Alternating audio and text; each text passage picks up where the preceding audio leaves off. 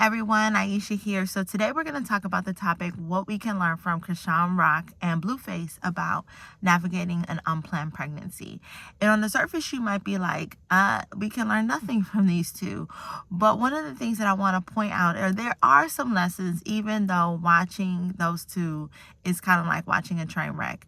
And so it's so random how I ended up stumbling across them. Like it ended up being some type of recommendation in a reel on Facebook, and I made the mistake of clicking on it, and from there it changed my whole algorithm from cute animals to information about them. And so for whatever reason I ended up digging in more, and I'm like, this is crazy, right?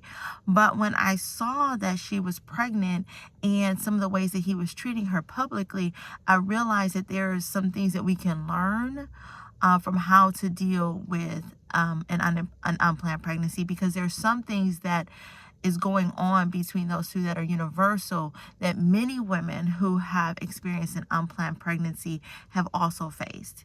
And so one of the first things that I want to say is that when facing an unplanned pregnancy, you need to be able to stand strong in if you're dealing with vitriol, verbal abuse, or verbal assaults from the father of the baby. You really need to make sure that you're anchored in Christ and that you know who you are in Christ. And the reason why I say that is it can be very difficult if you're facing an unplanned pregnancy, if the father of the baby is being very disrespectful, trying to pressure you to have an abortion, and just being mean and trying to make your life difficult. I know because I went through that. When I became unexpectedly pregnant, my twin's dad tried to force me to have an abortion, and he turned very mean towards me. He started to tell me all the things that I wouldn't be, all the things that I wouldn't become, how terrible of a person I am, and just all the things that my kids would not be able to do because he did not want the pregnancy. He wanted to force me to have an abortion. And so he tried to break me down emotionally to try and get me to have an abortion. And so one of the things that Blueface is doing right now with Chrisean Rock is he's trying to denigrate her. He's trying to tell her how terrible the baby is going to be and how terrible she's going to be as a mom, right? And so no woman deserves that, right? So the situation that they're in, the things that we see them do on TV might be wild and outrageous, but no one deserves to be spoken to like that. And if you aren't anchored in truth, if you aren't anchored in who you are, then you'll really fall, right, emotionally to those verbal assaults. You might end up not being able to stand strong enough to not have the abortion. But even if you don't have the abortion, or it would be hard to recover from that if you don't know who you are and if you aren't anchored in who you are. And I know because I went through it. I started to believe the verbal attacks. I started to believe everything that he said about me. And it was very difficult because I ended up dealing with depression. I ended up trying to prove in pregnancy, and I really spent the first part of my pregnancy just trying to prove that I was worthy. I was just trying to prove that my kids were worthy. I just tried to prove that we had worth and value, right? And it became exhausting. But if we know who we are, and if we know that our worth and value comes from Christ, then we won't be swayed by those verbal assaults, because we will know that our identity isn't coming from the man who's trying to force us to have an abortion or leave or trying to disrespect us. Our identity comes from Christ, and we have worth and value because we are a person, we are human. And so if you're experiencing something like that, you need to first of all be anchored in who you are. But the other thing is to do something that brings you joy and allows you to not think about the pain and the drama that you're dealing with. Surround yourself with an amazing support system to be able to speak truth to your life, to be able to speak encouragement to your life, to be able to speak strength into your life. Otherwise, you will find it very difficult to keep on going, right? And even if you do continue on with your pregnancy, you will be at a higher likelihood of, depression and dealing with all those stuff, because there's only so much people can take, right? In terms of these type of verbal abuse. before, they begin to doubt who they are, and it begins to impact how they see themselves and how they move forward. So this is why it's so important to be anchored and having an amazing support system, and to know who you are, and to be able to speak truth to yourself, and to surround yourself with people who love you and care about you. And the second thing that we can learn from this is defending your unborn child, right? And so there is one of the things that I talked about in another video. I talked about how we need to change the language of how we talk about the children of single moms, because the children of single moms have been called awful names. They've been linked to all these statistics, and pretty much when a woman has a child as a single mom, automatically she's looked at in a stereotypical form, or her child is looked at as a statistic, right?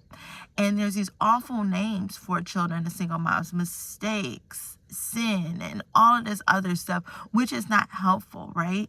Because there's a saying, and I'm gonna get the saying wrong, but it says, treat a man as he ought and he will become who he is supposed to be. But it's something like that. But pretty much when people rise to the level of your expectation of them, and if you talk down to someone, they will shrink, right? But if you speak up to them and just speak positive to them, they will raise that level, and they will be able to achieve more, right? And so when we expect less from single moms, children of single moms, when we talk to them as if they're less, and when we talk to them as if they're less than, then they can become what it is that you're constantly saying that they are. Which is why if somebody has a horrible father, you don't say things like you're just like your daddy, because you're effectively speaking that into their lives, or you're not giving them hope, especially if they know that their dad is terrible, right? So it's so important that we learn how to speak to children of single moms, and how to speak to children and people in general, right? Because this can happen to adults as well. But one of the things that Blueface was doing was he was calling the child names, and he was calling the unborn child names, and he was just speaking on this like negativity about this child, right? And so sometimes when you're dealing with an unplanned pregnancy and the father of the baby is trying to force you to have an abortion, he will then begin to attack the child. Because if he's attacking you, trying to make you have no hope in your life, then he starts attacking the child to make you think that if the child is being raised by a single mom, that there is no hope for that child. Then there will be a greater likelihood of abortion, which is what he was trying to push Chrisean Rock to do, right? And so you have to be able to speak truth to yourself about who you are, and to know who you are, right? And to also speak truth to yourself and your child about who they are. And to know that just because you're a single mom, or just because your child is going to be raised as a single mom, does not mean that there's not purpose and value in both of your lives. And that's such a big mistake, a big trick of the devil, right? Because 2 or 3 of the biggest reasons why women have abortion, and I can go into this in more detail in a different video, but it's financial, it's support, and it's fear of the future. And so if a man can cause fear of the future for both the mom and the child, then she's at greater risk of having an abortion, which is what he wants, right? But brings me to number 3. Stand firm for life, even if the father of the baby is trying to pressure you to have an abortion. If you want to parent your child, and there's any part of you that wants to parent your child, you have to be able to stand firm. You have to, and this also touches on number 4, having an amazing support system. Stand firm for life. I remember when I was going through what I was going through when I was pregnant, and I remember wavering at points. I remember picking up the phone to call an abortion provider, but praise be to the Lord that they didn't answer the phone. But I had to learn how to stand firm for life, even when I was dealing with intense pressure to terminate my pregnancy and abort my kids. But I knew that they deserved to live. And so that belief, that knowing that they deserve to live, was what I relied on, even though I was so afraid. even though I didn't know what I was going to do, even though I didn't know how I was going to move forward, even though I was afraid about my finances, if I was going to have a support system, what that meant for my future. I was able to use that belief that I deserved, that my children deserved. I knew that my children deserved to live, to be the thing that helped to propel me in the face of these verbal assaults, to propel me in the face of fear, to propel me even though I was dealing with a lot of uncertainty. You have to stand strong in that conviction that your children deserve to live. Because I remember at church, I went to Bible study the day that I called the abortion provider, and the pastor was teaching a lesson on storms, and what he said was, never make a permanent decision based upon temporary circumstances. And so I knew that an abortion was permanent, but the circumstances surrounding why I why I was afraid, right, and why it was driving me to call these people, that was temporary. Things can change, seasons can change, things can get better. And so we have to be able to stand strong on that. And 4, finding an amazing support system who can help you to navigate the emotions of an unplanned pregnancy, the attacks by the father of the baby, and your own feelings of inadequacy, shame, and fear. Because again, what I said is the 3 reasons why women typically have abortions. It's finances, support, and fear of the future.